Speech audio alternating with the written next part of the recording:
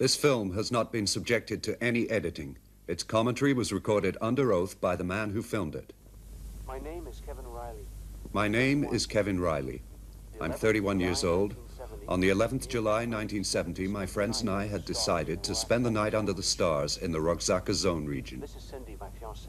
This is We're now Cindy, married. my fiancée. We're married now.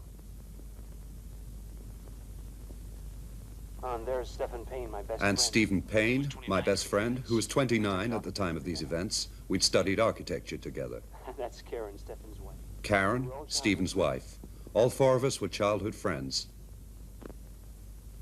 We left Greenfield around We left Greenfields around 10 a.m. during the drive. Stephen told me In the car, Stephen told me he was happy to be making this journey east.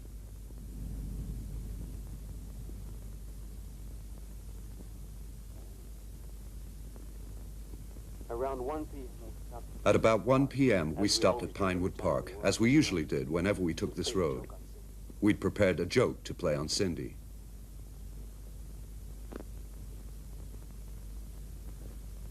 That's my wife who's filming.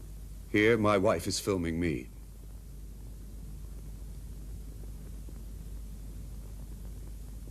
Karen and Stephen were very much. Karen and Stephen were really in love with each other. We used to like teasing them.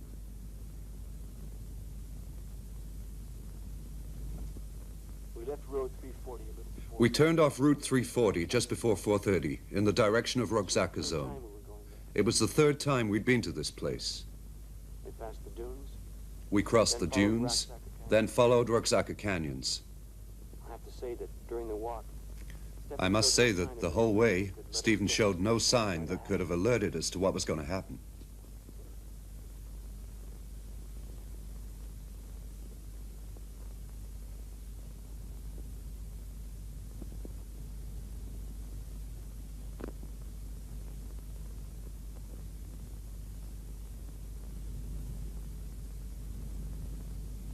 Around 6 p.m., Cindy and Karen were preparing. Around 6 p.m., Cindy and Karen were getting dinner ready.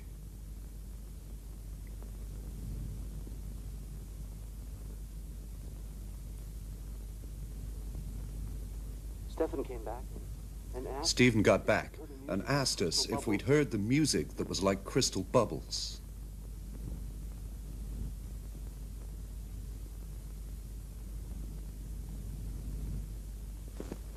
He showed us the direction. He pointed in this direction. Indians call this place The Indians call this place the River of Stones that runs over the sleeping forest. We listened as hard as we could. We listened as hard as we could, but we couldn't hear anything but the desert. Stephen seemed disappointed.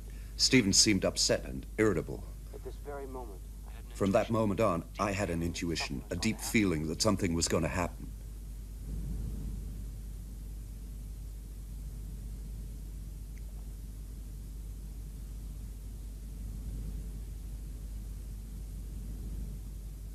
When I see these images, When I see these pictures again, it feels like I'm showing you a it happened dream. after dinner. The shock came after dinner. Look closely at our dear friend Stephen, because it's the last time we saw him.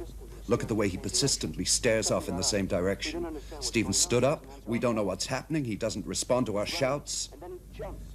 He's running, and then he jumps. There on the dunes, we had to And face right there on the dunes, we had to face the facts. Stephen had completely disappeared. His footsteps were the proof. Karen started screaming. She wanted to. Karen started screaming that she wanted to vanish as well and go with him. Cindy tried to calm her down. Cindy was trying to calm her down. I was so depressed. I was so blown away that I kept right on filming. And perhaps I did it because somehow I hoped this film would one day help us to understand how Stephen disappeared, what he'd heard, who had called him, and why this 11th of July he had leapt into the unknown at Roxaca Zone.